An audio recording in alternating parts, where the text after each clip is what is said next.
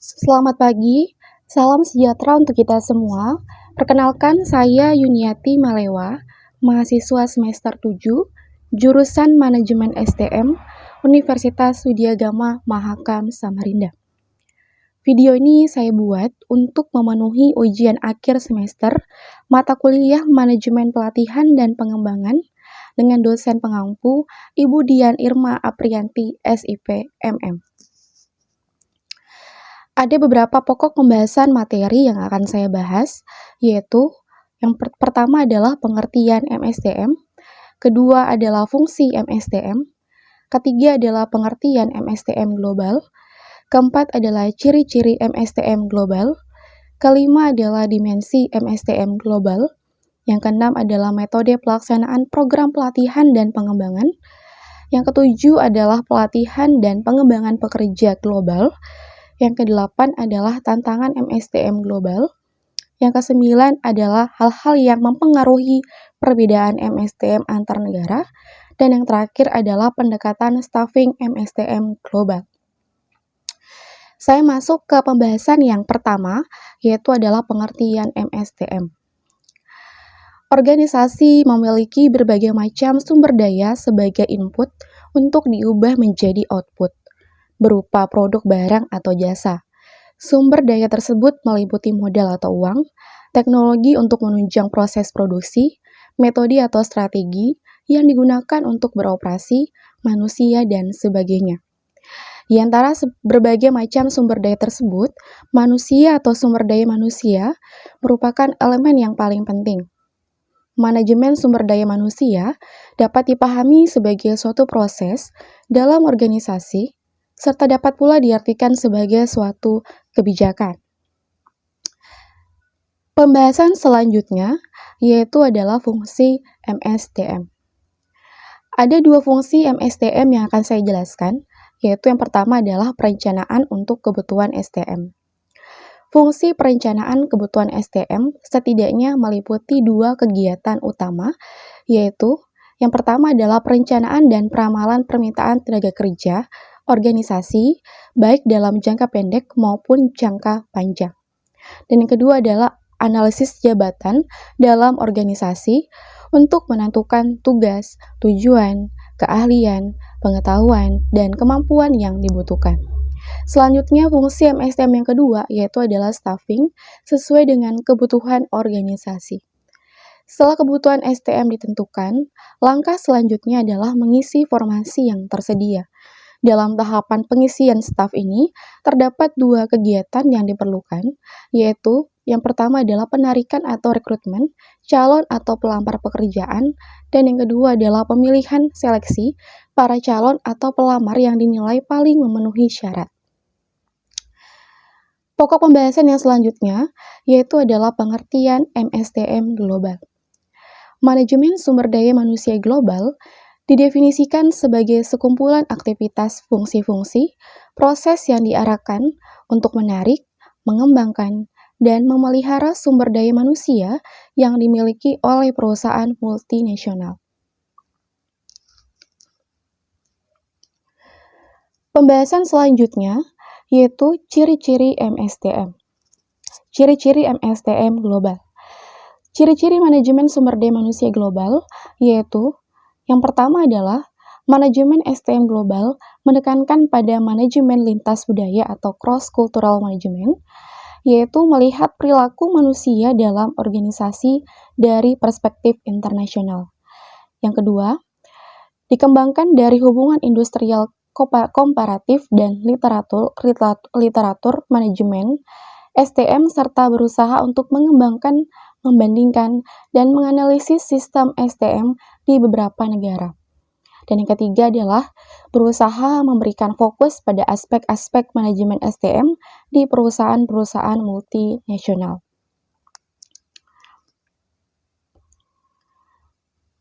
Pokok pembahasan materi selanjutnya yang akan saya bahas yaitu adalah dimensi MSTM global. Dimensi MSTM global yaitu 1.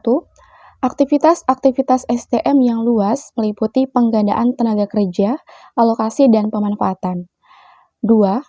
Kategori negara yang terlibat dalam aktivitas-aktivitas MSTM internasional meliputi 1. Negara tuan rumah atau host country, di mana sebuah cabang dapat ditempatkan. 2. Negara asal atau home country, di mana perusahaan itu memiliki kantor pusat. 3. Negara-negara lain yang mungkin menjadi sumber tenaga kerja modal. 3 kategori karyawan dalam perusahaan multinasional meliputi 1. Karyawan negara tuan rumah atau host country national. 2. Karyawan negara asal atau parent country national. 3.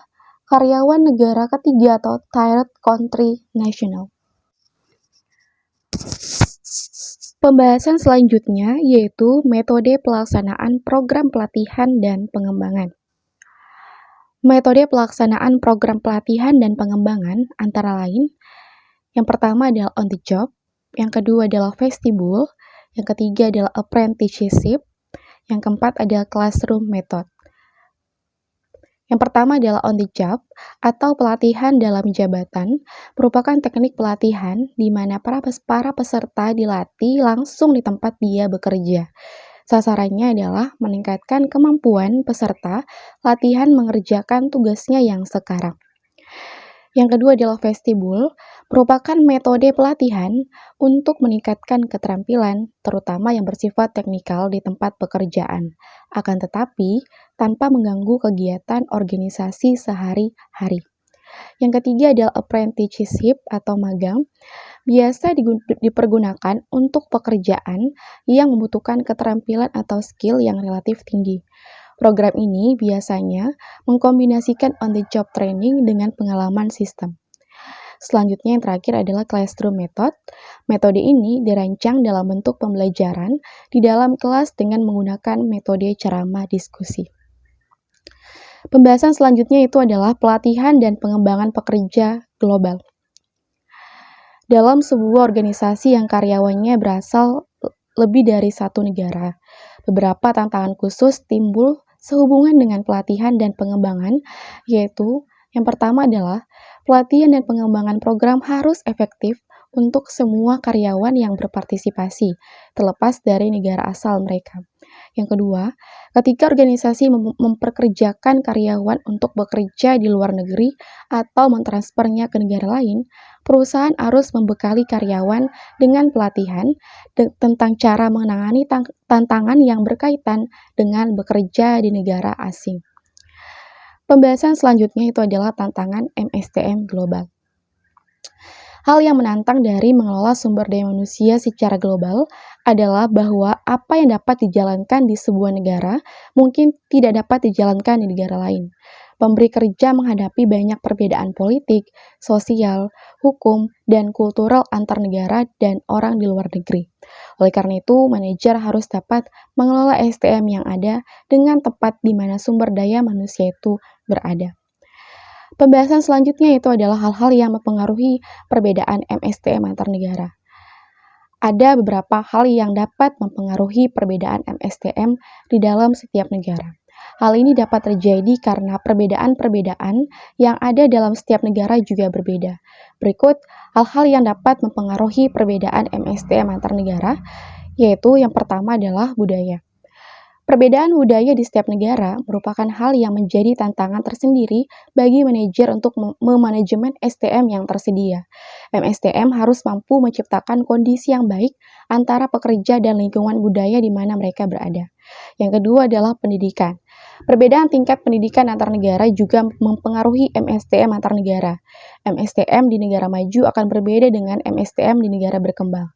Kualitas sumber daya manusia dipengaruhi oleh tingkat pendidikan yang mereka miliki. Oleh karena itu, MSTM antar negara dapat berbeda-beda karena tingkat pendidikan negara juga berbeda.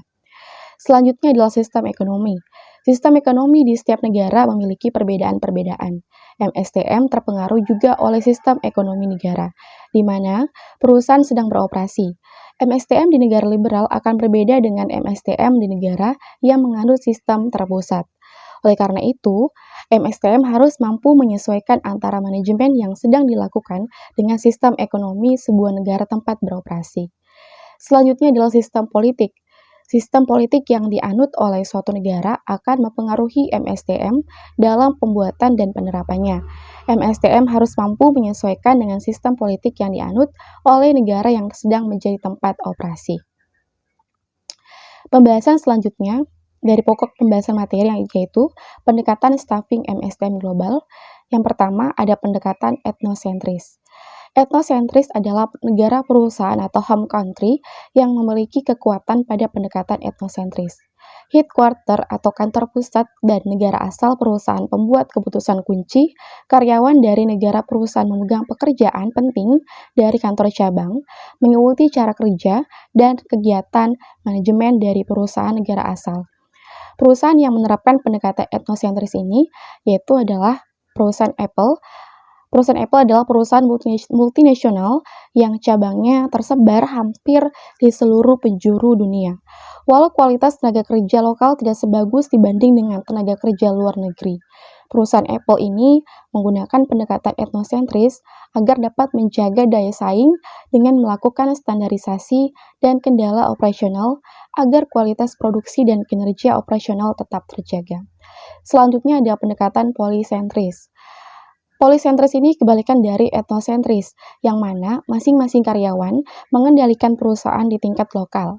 Karyawan lokal mengepalai kantor cabang karena manajer dari kantor pusat dianggap tidak memiliki wawasan memadai tingkat lokal. Kantor cabang biasanya menerapkan praktek-praktek SDM secara global. Maka mereka cenderung mempersilahkan karyawan negara tuan rumah untuk menyimpulkan cara terbaik perusahaan beroperasi. Perusahaan yang menerapkan polisentris ini yaitu KFC. KFC adalah salah satu perusahaan yang menerapkan pendekatan polisentris, di mana KFC memberikan kebebasan kepada manajemen lokal untuk mengelola perusahaan cabang, karena menganggap bahwa manajemen lokal lebih mengerti dan lebih mengenal budaya negaranya sendiri. Pendekatan polisentris yang diterapkan oleh perusahaan KFC bisa dikatakan berhasil sampai saat ini. KFC dapat mempertahankan eksistensinya dan mampu bersaing dengan para kompetitor. Selanjutnya ada pendekatan geosentris. Geosentris atau global adalah suatu pendekatan yang mana perusahaan menerapkan strategi manajemen bisnis global untuk mengelola karyawan di tingkat global. Sekian presentasi yang dapat saya sampaikan, kurang lebihnya mohon dimaafkan. Selamat pagi dan terima kasih.